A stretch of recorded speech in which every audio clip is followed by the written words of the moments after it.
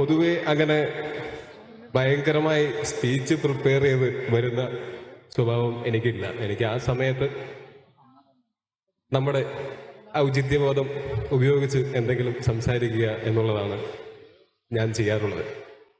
പക്ഷേ എനിക്ക് മുമ്പ് സംസാരിച്ച ആസിക്ക് മുമ്പ് സംസാരിച്ച രണ്ടുപേർ ഭയങ്കരമായിട്ടുള്ളൊരു ഉത്തരവാദിത്വമാണ് ഞങ്ങൾക്ക് തന്നിട്ട് പോയത്. അവരുടെയൊക്കെ പ്രസംഗം ചുരുക്കി ഞങ്ങൾക്ക് പ്രസംഗിക്കാൻ കൂടുതൽ സമയം തരിക എന്നുള്ളത്. അതോടുകൂടി ഞാൻ ഓർത്തു വെച്ചിരുന്ന ഒരു 3-4 പോയിന്റ്സും മറന്നുപോയി ടെൻഷൻ അടിച്ചിട്ട്. എന്നാലും ഒരു 3-4 വെച്ച് അഡ്ജസ്റ്റ് ചെയ്യാം എന്ന് വിചാരിച്ച ആ 3-4 ഒരു 3 ആസിഫ് പറഞ്ഞു കഴിഞ്ഞു.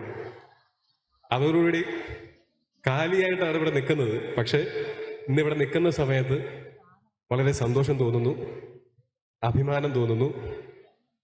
സ്കൂളിൽ പഠിക്കുന്ന സമയത്തൊക്കെ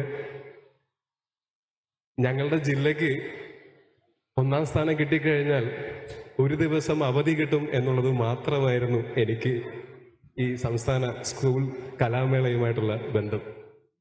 എന്നിട്ട് വിധിയുടെ വൈപരീത്യം എന്നൊക്കെ പറയുന്നത് പോലെ ഞാനിപ്പോൾ പ്രവർത്തിച്ചുകൊണ്ടിരിക്കുന്ന മേഖല കലാരംഗമാണ്.